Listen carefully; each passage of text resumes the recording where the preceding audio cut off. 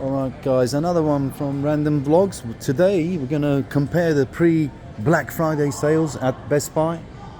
We are here at a Best Buy store in Tennessee, Asheville. And right off the bat we're going to start with the high-end ones, and as you can see they have the same content on, so it will clearly define the difference. And I believe the screen size is the same as well. So you have two 65 inches here, the top one being the X90K. Now these are 10-bit panels as opposed to the 85 on the left here, which is an 85 inch. Well, I'll get around to that later.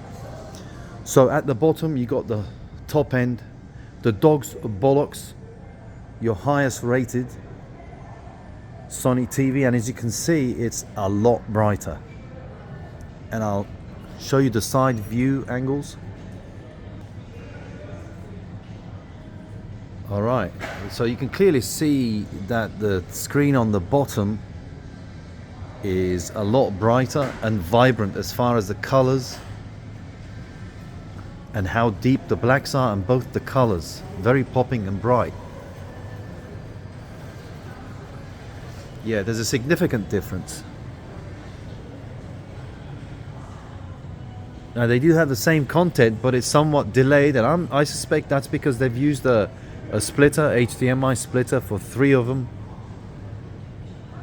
and that's the reason, because they're all showing the same content at different intervals. Possibly there could be a delay of some sort, but there you go guys. Let's get on head on. So X90K and an X95K, and these are the Black Friday figures, and that's a great deal. So that's the 65-inch X90K for under $1,000, which is the top one here. That's a beautiful screen. It's an Android TV, but as you can see now, you get what you pay for. Is it worth $2,000 more? Which is very surprising. There can't possibly be $1,000 between these televisions as far as quality is concerned. I don't know. Would you pay $1,000 more for the one below? But I do have to admit, the one below is totally different chassis frame. As you can see, it's an aluminum wrap, and it's going to be yeah, it has a more premium chassis and look to it. Even the bottom, I'll give you a close-up. They're very different. I'll show you. I'll try and show you the back of this. I'll be able to show you because the Samsung I'm using has a very good low light performance. Let's see if you can see that one. Yeah, so yeah, I don't see how that can be. I can see $600 difference, maybe $700, but $1,000. They're the same screen size, so I don't know, guys. Honestly, instead of getting that, I would go for a Hisense. May not have the CPU handling capability of a Sony, the Sony chip, but this is the XR backlight master drive. It is their top notch, but Sonys have always been priced higher than all the other manufacturers, pretty much.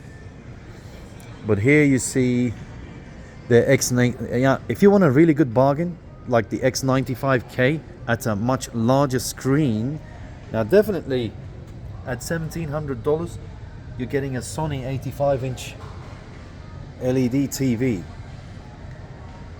and this has the Triluminous Pro chipset, Motion Flow XR 960.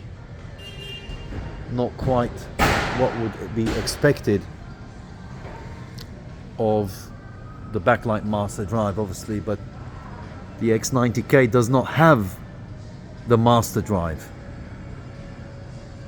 Only the top model 95K has it. But anyway, for $1,700, you're getting a massive, quite a nice, beautiful LED. Now this can be calibrated by a professional, made to look much nicer. And at the top, as you can see, you got the A80K, which is a great deal also. It has great performance for an OLED like that, and it's got good reviews on YouTube by certain YouTube reviewers. And now let's get on to the Samsung panels. As far as the Samsungs are concerned, I'm going to go straight to the higher end models. I'll show you this one. This is a Q70A, so it's a low model 65-inch for $949. So they've placed it $50 less than the Sony. That would be equivalent to the 90K. Well, let's get to the more premium models by Samsung. You got the 60B here. B indicates that it's a 2022, if I'm not mistaken. You have a B next to it on their panels. So this is the 90B, so that's going to be a 2022 model, and the 65-inch. As you can see, the 65-inch will be the one on the top, the brighter one, the stunning one. So we need to compare this one, and it's priced $100 less than the Sony 95K. So we are now pitting the Samsung Q90B for $1599 against the Sony 95K here at the bottom, the 65-inch, their top model. But that's a whopping $2,000. So would you get the Samsung up there? Look how stunning it is from side view. It's like an OLED. There is absolutely no loss in colors and image and brightness when you go to the sides. So in my opinion, this TV is well worth it. So these are pre-Black Friday sales, and I don't know if they'll drop any further than that. They may drop another couple of $100 at Black Friday, but I don't think this TV will drop much below $12.99. You know, at that point they'll be giving it away for free. Possibly they might even lose money, who knows. But yeah, so that's the Samsung for you guys. I'm not touching the other panels, otherwise it's going to take way too long. So guys, this is a perfect comparison. You got the same image, identical image here. You let me know if you can see any differences. So at the bottom you got the C1, at the top you got the C2, and the difference in between them is $200 US. Now, would you get the higher model for only $200? Of course you will. As you can see, the C2 at the top is brighter. So you're paying $200, maybe over 12 months, 24 months. Or if you're buying cash, it really doesn't matter. The bottom line is you're getting a better menu, slightly better chipset. Not only that, this TV is, I think, 35 to 40% lighter. Yeah, I mentioned that in one of my earlier videos, and it's a more premium chassis, as you can see. So check out that aluminum chassis there. And that's what I love about this is very thin too, the C1. So this is the C1 at the bottom here.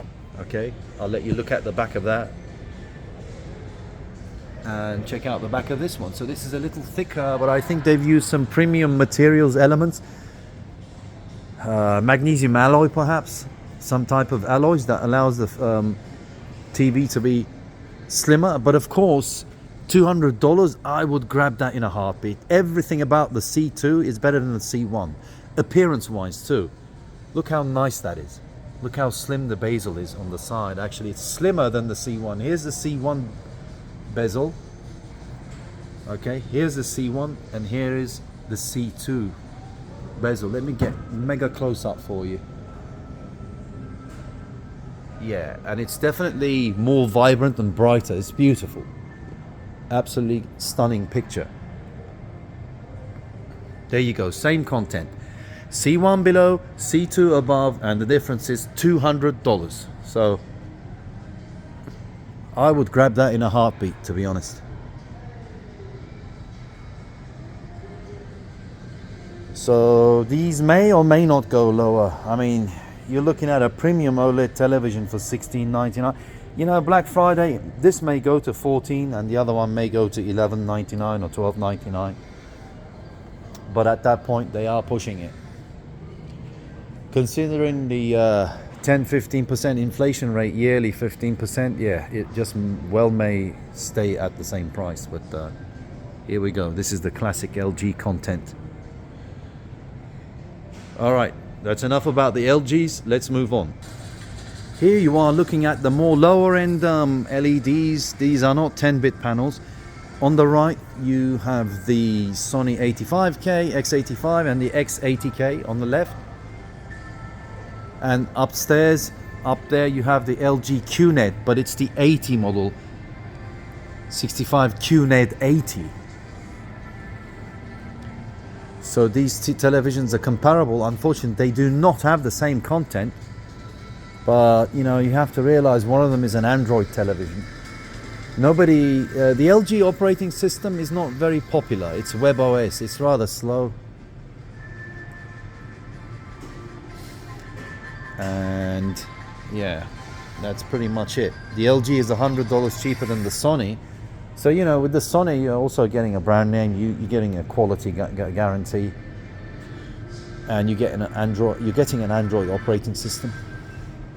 That may be worth considering when buying a television, the operating system. But yeah. Alright, so we're going to sum it up for today. Guys, I hope you enjoy this content. Let me know if you want to see more content like this. I just wanted to show you the pre-Black Friday prices. They have dropped them significantly at Best Buy stores throughout. And we're going to call it a day. But just before I go, I'll let you know how much the QN800 is. And it's a 65-inch, a whopping $3,000.